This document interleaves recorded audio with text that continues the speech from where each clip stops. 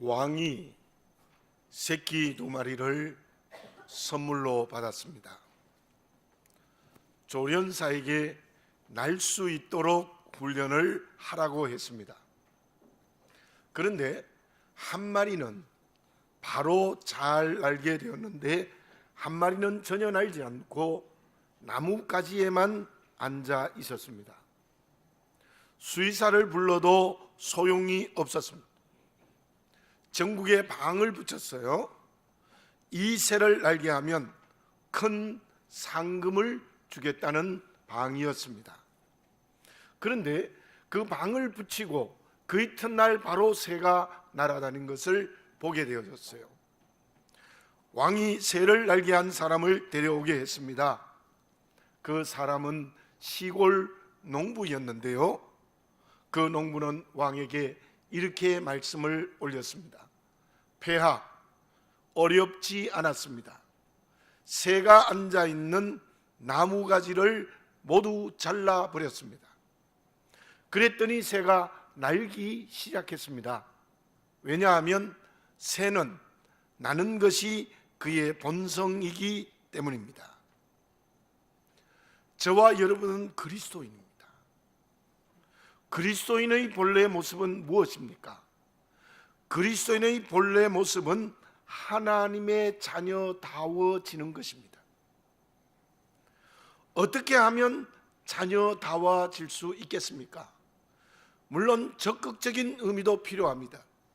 기도를 드리고 말씀을 묵상하고 그리고 끊임없는 경건의 훈련을 하는 겁니다. 그런데 그 경건의 훈련을 통하여서도 해야 될 소극적인 것이 있습니다.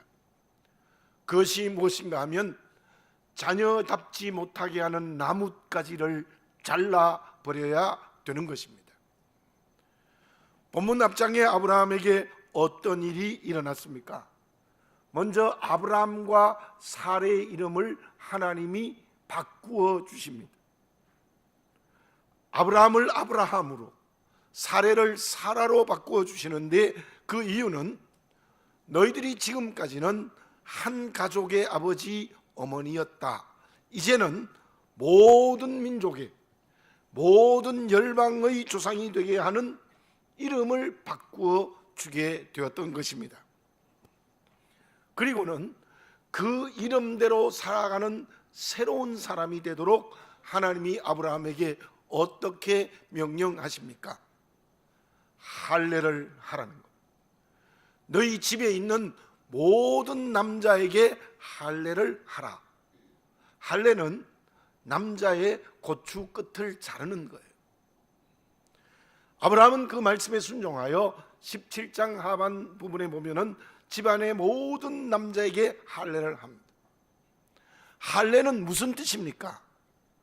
하나님의 택한 백성이 되지 못하게 하는 모든 옛것을 버리고 끊어버리라는 거예요. 이 말씀을 아브라함에게 적용하면 아브라함과 사라, 너 민족의 조상이 되지 못하게 하는 모든 옛것을 깨끗이 잘라버리라는 하나님의 뜻입니다. 그래야 너희들이 만백성의 조상이 될 수 있다는 것이지요. 아브라함은 하나님의 명령을 따라 할례를 행함으로 말미암아 하나님의 자녀답지 못한 것, 열방의 조상이 되지 못한 나무가지를 잘라버린 거예요. 그리고 새로워졌습니다. 이런 말이 있습니다. 도공은 아름다운 손과 거친 손 두 손이 있다. 거친 손으로는 흙을 뭉개고 돌리며 불필요한 부분을 잘라내는 것이 도공의 거친 손의 역할입니다. 아름다운 손은 쓰다듬고 채색을 하는 도공의 손길이라고 합니다. 하나님이 우리를 새롭게 하시는 은혜가 그러한 도공의 손길과 같습니다. 아름다운 손으로 우리를 쓰다듬고 채색하십니다. 위로하십니다. 축복하십니다. 좋은 것 주십니다. 그리고 마음을 달래어 주십니다. 그리고 내 손을 붙들어 주십니다. 그러나 그것과 함께 하나님은 도공이 되셔서 거친 손이 되셔서 잘라버릴 것을 잘라버리게 하시는 하나님의 손이 있습니다. 할례를 행하라. 우리는 하나님의 거친 손의 은총 앞에 서야 합니다. 할례를 해야 합니다. 하나님의 자녀답지 못하게 하는 것, 사명을 감당하지 못하게 하는 모든 불신앙의 요소를 자르고 끊고 제거해야 됩니다. 지금 나는 날아야 하는데 날지 못하게 하는 나뭇가지는 무엇입니까? 그 나뭇가지를 버리고 잘라고 끊어져야 됩니다. 그래서 아브라함처럼 새로워져야 하는 것입니다. 주님의 음성을 다시 들읍시다. 고린도후서 5장 17절에 이런 말씀이 있습니다. 누구든지 그리스도 안에 있으면 새로운 피조물이라 이전 것은 지나갔으니 보라 새 것이 되었도다. 이전 것, 그리스도 밖에 있었던 것 성령으로 온전히 버리는 새로운 선택의 결단을 해야 될 줄로 믿습니다. 그래서 우리는 그리스도 안에서 새로운 피조물이 되어야 됩니다. 그때 우리는 날마다 하나님의 자녀다워지고 거기에서 하나님의 일을 감당하는 사명의 그릇이 될 수 있을 줄로 믿습니다. 그러면 하나님의 자녀로 새로워지는 것은 구체적으로 무엇입니까? 리앙 지웬이 쓴 너는 꿈을 어떻게 이룰래? 라는 책에 이러한 이야기가 있습니다. 어떤 지혜로운 부자가 아들에게 가난한 시골집에서 한동안 살게 했습니다. 그것은 그 아들이 가난이 무엇인지를 알게 하기 위함이었습니다. 그곳에서 한동안 살던 아들이 돌아와 아버지에게 이런 말을 했다고 합니다. 아버지, 우리 집에는 개가 한 마리 있는데 그 집에는 개가 4마리 있었어요. 우리 집에는 전등이 몇 개 셀 수 있는데 그 집에는 수많은 별빛이 있었어요. 우리 집에는 정원이 있는데 그 집에는 넓은 들판이 있었습니다. 우리 집에는 가정부가 있는데 그 집에는 서로 도와주고 있었어요. 우리 집에는 돈을 주고 먹을 것을 사는데 그 집에는 들에 가면 먹을 것이 풍성했어요. 우리 집에는 높은 담장이 있는데 그 집에는 담장은 없고 이웃끼리 서로 보호해주고 있었어요. 아버지, 우리 집이 부자가 아니라 그 집이 진짜 부자였어요. 아버지, 우리 집도 그들 집처럼 되었으면 좋겠어요. 그러기 위하여 우리 집이 가난해졌으면 좋겠습니다. 가난해지기 위해서 열심히 나누어 주었으면 좋겠습니다. 아버지는 그 아들의 말을 듣고 흐뭇한 마음을 가졌다고 하는 이야기입니다. 그리스도인의 변화가 무엇이어야 되겠습니까? 그것은 내가 만나는 이웃과의 관계가 변화되어져야 돼요. 교회 안에서는 성도의 관계가 새로워져야 하고 세상에서는 가족들과 동네 사람들, 직장과 사업에서 만나는 모든 사람들과의 관계가 새로워져야 되는 겁니다. 아브라함의 새로워지는 변화가 무엇입니까? 먼저 오늘 본문에서 우리가 먼저 알아야 될 선 이해가 있습니다. 어떤 사람들, 심지어 어떤 성경학자들은 아브라함이 처음부터 나그네가 하나님의 사자라는 것을 알았다는 것입니다. 그렇게 말하면 말씀에 문제가 생깁니다. 히브리서 13장 2절에 보면 손님 대접하기를 잊지 말라, 이로써 부지중에 천사들을 대접한 이들이 있었느니라. 분명히 이 말씀은 아브라함을 가리키는 거예요. 그렇다면 아브라함은 단순한 나그네를 만난 것입니다. 그러한 맥락에서 본문을 이해해 봅시다. 아브라함이 새로워진 가장 먼저의 모습은 아무것도 소유하지 않은 나그네를 극진히 대접한 것입니다. 그 대접의 모습이 어떠했습니까? 아브라함은 유랑하는 민족이었지만은 족장입니다. 족장으로서의 권위를 가지고 있는 사람입니다. 그리고 그때 나이가 99세였으니 그 당시에도 노인입니다. 그런데요, 아무것도 소유하지 않는 나그네를 대접하는 이 아브라함의 모습은 노인이며 족장이라는 권위, 나이가 많은 것 전부 넘었었어요. 1절에서 8절까지의 아브라함의 모습을 봅시다. 장막문의 정오에 앉았다가 나그네 세 사람이 멀리서 오고 있었어요. 이 99세 된 노인이요, 달려나갔다고 했습니다. 달려나가서 영접했어요. 그리고 몸을 땅에 굽혔습니다. 족장의 권위는 간 곳이 없어요. 아무것도 소유하지 않는 나그네에게 몸을 땅에 굽혔습니다. 그리고 그의 고백이 내 주여. 주라는 말은 주인이라는 뜻과 함께 상대방을 높일 때 쓰는 말입니다. 그리고 물을 준비하겠습니다. 발을 씻으십시오. 떡을 준비하겠습니다. 이 떡을 잡수시고 상쾌한 마음으로 지나가십시오. 그리고는 급히 장막으로 가서 급히 갔어요. 사라에게 고운 가루로 최고의 떡을 만들게 하고 하인에게 기름지고 살찐 좋은 송아지를 잡아서 최선의 요리를 만들었습니다. 그리고 우유와 함께 그들을 정성껏 대접합니다. 이 99세 된 노인이요, 족장이라는 권위 이거 다 상관없이 정말 나그네에게 온 정성과 온 마음과 온 뜻을 다하여 대접했습니다.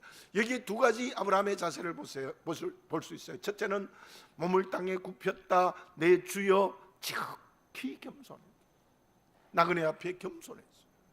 그리고 살찐 송아지를 잡았다. 좋은 송아지를 잡았다. 최고의 요리로 대접을 했어요. 그것이 할례를 행한 거듭난 아브라함의 새로워진 모습입니다. 저와 여러분들은 주님의 십자가의 은혜로 구원받은 하나님의 자녀입니다.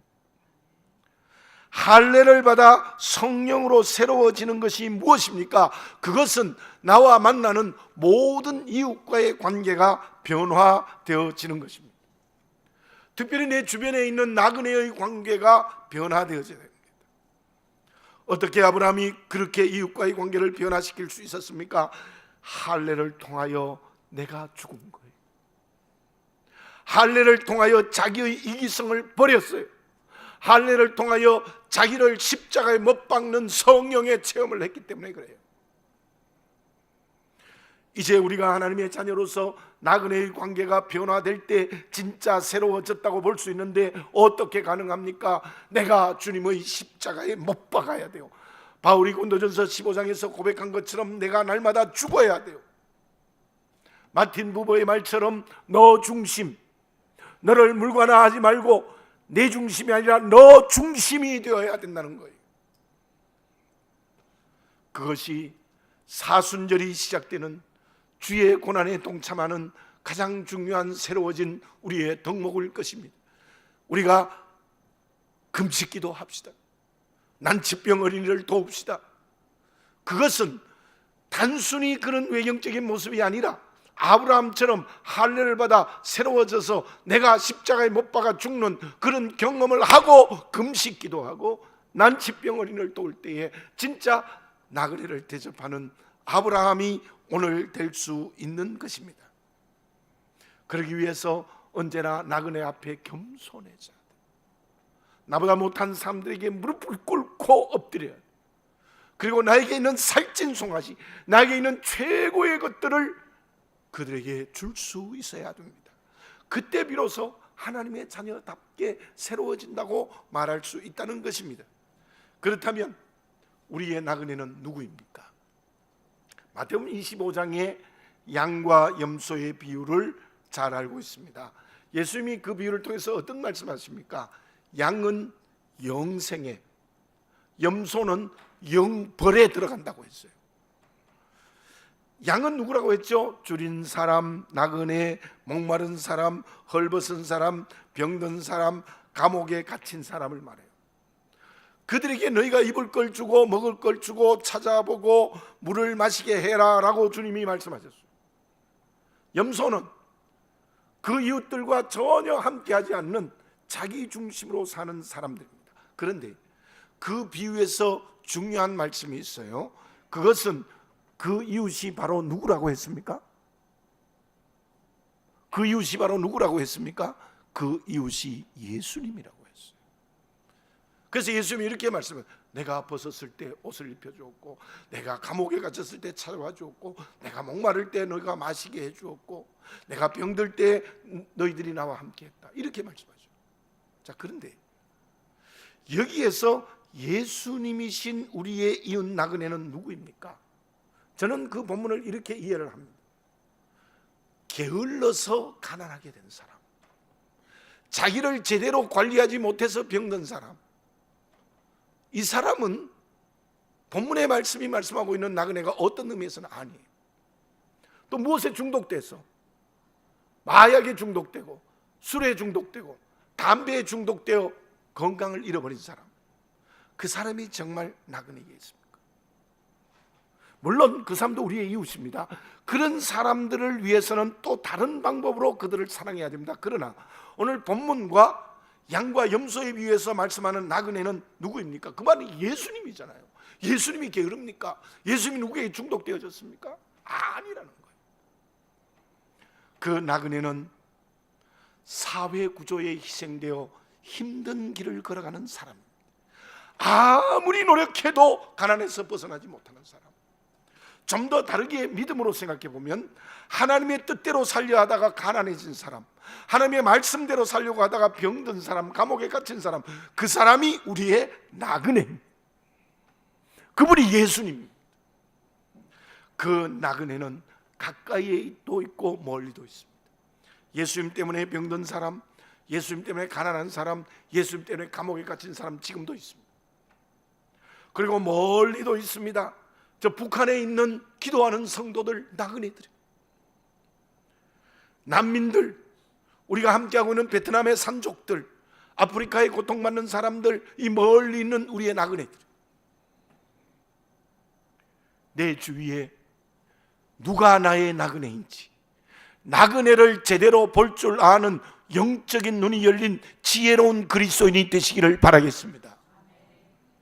저는 저희 교회에 사지가 멀쩡한 사람이 얻으러 오는 것 좀 다른 방법으로 했으면 좋겠다는 생각이 간절해요. 사지가 멀쩡해요. 이게 얻어먹는 게 습관이 되었어요. 그들을 어떻게 해야 될까? 정말 그걸 위해서 제가 기도해 본 적이 있어요. 한번 모아서 인문학 강의를 해볼까, 이런 생각도 해봤어요. 여러분, 주님이 된 나그네가 우리 주변에 있다면 그들을 대접해야 됩니다. 가만히 있으면 안 됩니다. 그들 앞에 엎드려야 됩니다. 그들을 위하여 나의 살찐 송아지를 잡아야 합니다. 요한일서 3장 10절에 이러한 말씀이 있습니다. 그 형제를 사랑하지 아니하는 자는 하나님께 속하지 아니하니라. 18절에 보면은 자녀들아 말고 혀로만 사랑하지 말고 행함과 진실함으로 하자. 요한일서의 중심이 뭐냐면, 하나님을 사랑한다 해놓고 이웃을 실제적으로 사랑하는 일을 하지만 하나님 사랑하는 거 거짓말이라는 거예요. 하나님을 믿는다는 거 거짓말이라는 거예요. 우리는 하나님의 자녀로 점점 새로워져야 됩니다. 그 새로워지는 짐은 우리의 나그네를 위하여 엎드려 겸손해지고 나그네를 위하여 살찐 송아지를 잡아야 합니다. 그러한 변화가 있을 때 하나님이 나를 자녀로 인정하시고 새로운 축복을 하실 줄로 믿습니다. 그러면 아브라함이 하나님과의 관계에서는 변화의 새로운 것이 없었겠습니까? 나그네를 대접하는 변화로 새로워졌는데 하나님 앞에서는 어떻게 새롭게 변화되어졌습니까? 당나귀와 수탉이 한가롭게 마당에서 놀고 있었어요. 그때 사자가 살금살금 다가와서 당나귀를 잡아먹으려고 했어요. 그때 수탉이 꼬끼요 하고 큰 소리로 소리 질렀어요. 사자는요, 수탉의 소리를 제일 싫어해요.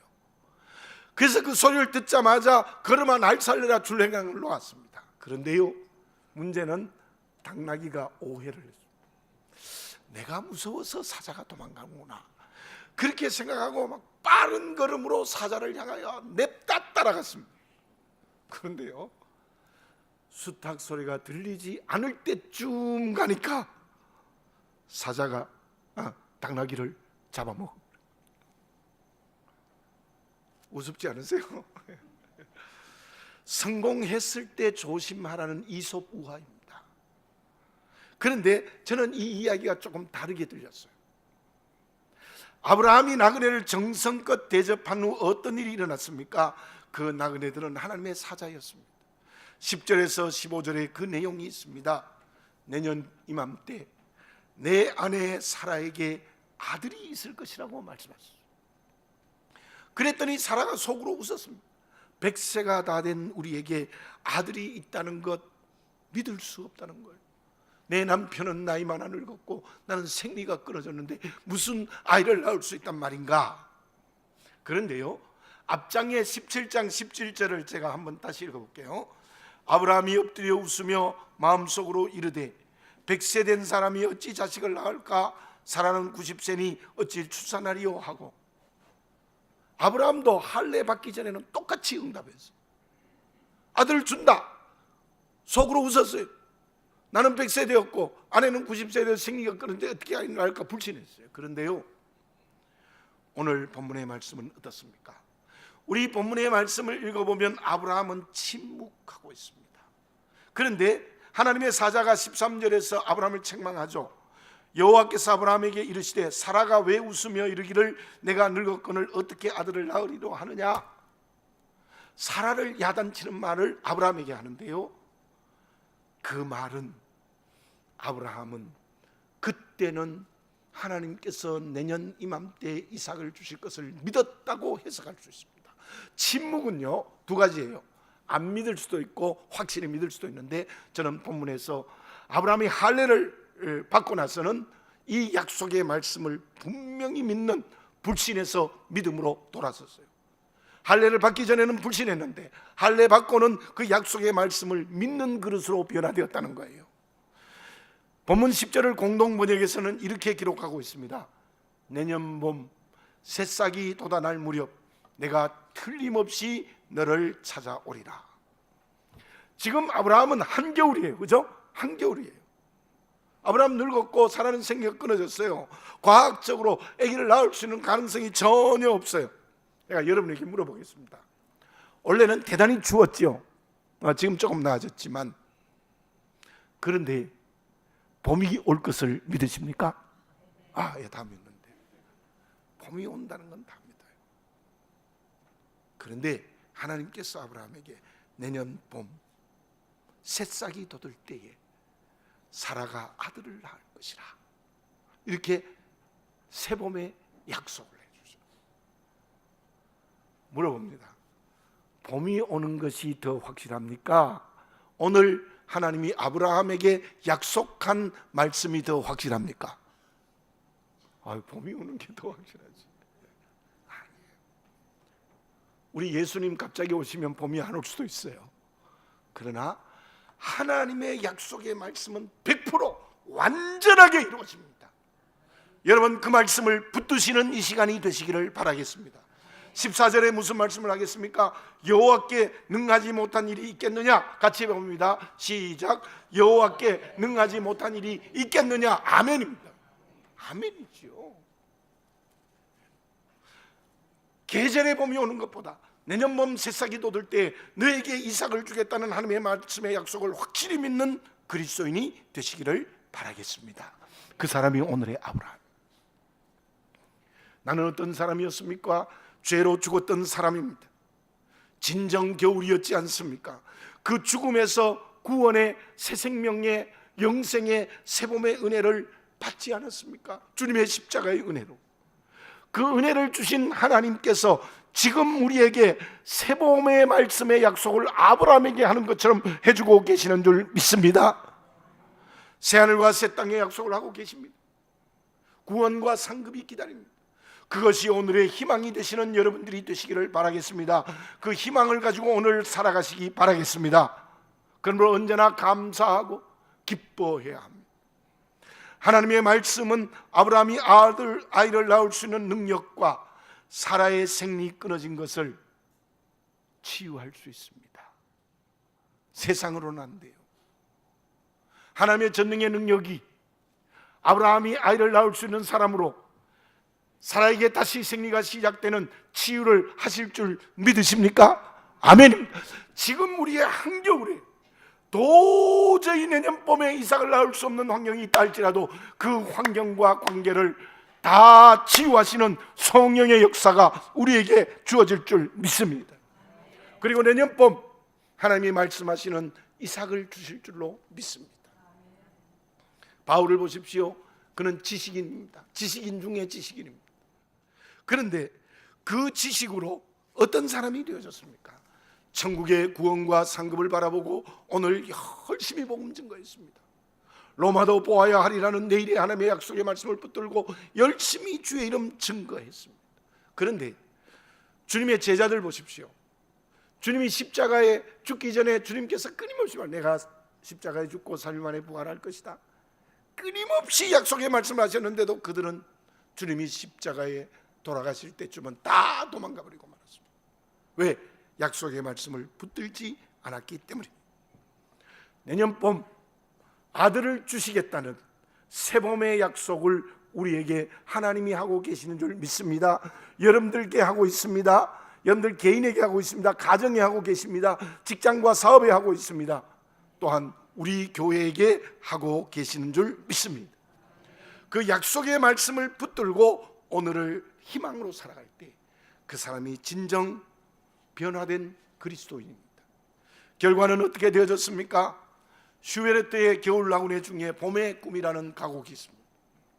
그 가곡의 내용의 일부분에 이런 내용이 있어요. 한겨울에 찬란한 봄꽃의 꿈을 꾸고 푸른 들판에 꿈을 꾼다라는 그런 가사가 있어요. 그 꿈은 이루어지지 않을 수 있지만 내년 봄 이삭을 주신다는 하나님의 약속은 반드시 이루어지고 그것을 위해서 우리의 오늘의 겨울을 치유하시는 역사가 일어날 줄 믿습니다. 결과가 어떻게 되어졌습니까? 너무나 잘 알고 있습니다. 내년 봄에 이삭이 태어났습니다. 이삭이 태어났는데요, 이삭이 태어나서 어떤 이삭이었습니까? 그 이삭을 통해서 예수님이 탄생하시는 역사가 일어났습니다. 예수님이 탄생하셔서 열방을 구원하는 역사를 일으켰습니다. 어떻게 해요?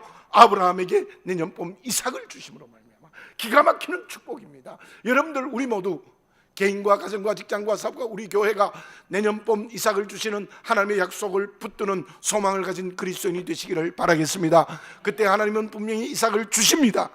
그 이삭을 통하여서 유대인만이 아니라 열방을 구원한 것처럼 나를 통하여 하나님의 나라를 이루고 세상을 구원하고 열방의 복음을 증가하는 놀라운 역사가 일어날 수 있을 줄 믿습니다. 가족을 구원할 줄 믿습니다. 통일의 역사를 허락할 줄 믿습니다. 평양의 교회가 세워질 줄 믿습니다. 베트남을 복음화하는 성령의 역사가 일어날 줄 믿습니다. 나는 하나님 앞에 새로워지고 있습니다. 새로워지고 있습니다. 말씀의 약속을 붙들고 계십니까? 그렇다면 모든 사람들과의 관계가 말씀대로 변화되어지시기 바라겠습니다. 하나님의 약속의 말씀이 오늘의 희망이 되시기를 바라겠습니다. 그래서 내년 봄에 이삭을 내 품에 안는 하나님의 축복의 그릇이 되어지시기 바랍니다. 기도드리겠습니다. 사랑하는 아버지 하나님, 다시 한번 나를 정직하게 보게 해 주시옵소서. 할례를 통하여서 내가 새로워지게 하소서. 말씀과 기도와 성령의 능력으로 내가 날마다 변화되는 그리스도인 되게 해 주시옵소서. 그 변화로 이웃과의 관계, 나그네를 위하여 정말 엎드려 굽혀 경배하여 주여라고 부르는 겸손함과 그들을 위하여 살찐 송아지를 잡게 하옵소서. 내년 봄 이삭을 주겠다는 그 약속의 말씀을 붙들고 오늘 희망으로 살아가게 해 주시옵소서. 그리고 오늘의 겨울에 모든 병마와 어두운 것들을 치유해 주시는 하나님의 은혜를 성령으로 체험케 해 주시옵소서. 그의 내년 봄 이삭을 가슴에 안고 그 이삭을 통해서 하나님의 나라를 확장시키는 큰 은혜 체험케 하여 주시옵소서.